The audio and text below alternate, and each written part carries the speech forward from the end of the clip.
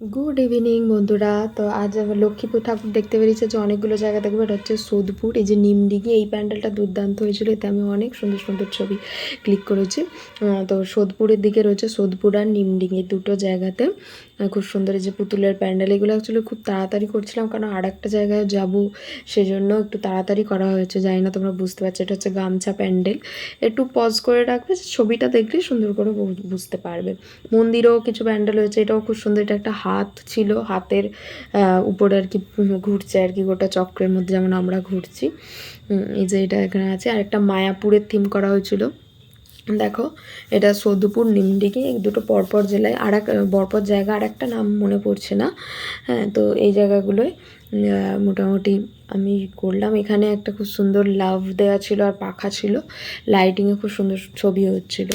ঠিক আছে, তো এই প্যান্ডেলটা নামবো না ভেবেছিলাম, কারণ অনেকগুলো যেতে হবে, ভাবলাম ছোটো ছোটোগুলো মানে দেখে নেবো গাড়ি থেকে।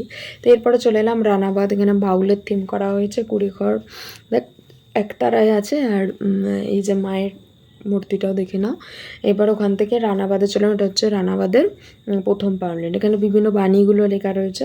এরপরে বাইরেটা ডেকোরেশন এইভাবে হয়েছে।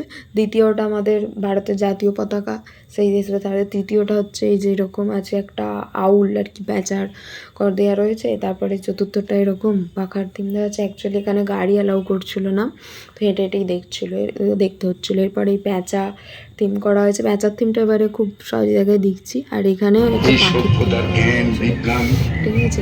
এবার অনেক হাঁটতে হবে না, যাই হোক হাঁটবো না করে ভেবেছিলাম চলে যাবো, নেক্সট দিন আসবো। কিন্তু যাই হোক অনেকগুলো দেখলাম, দুটো বোধহয় দেখা হয়নি, দুটো আর একটু ভিতরে যেতে হতে বলে বাকি সবই দেখেছি।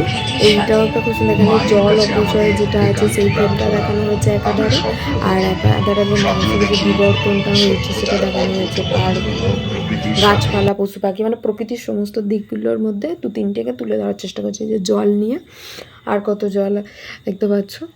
আর একটা হচ্ছে যে পাখির প্যান্ডেল। তো একটা কথা বলি, যে এই প্যান্ডেল কিন্তু আমাদের থেকে চুরি করা হয়েছে। হেলানের প্যান্ডেল হয়েছিল গত বছরের আগের বছর এইটা, তো সেখান থেকে চুরি করা হয়েছে। তো আমি একদমই স্যাটিসফাইড নই। যাই হোক, চলো কিছু খেয়ে এবার বাড়ি চলে যাবো।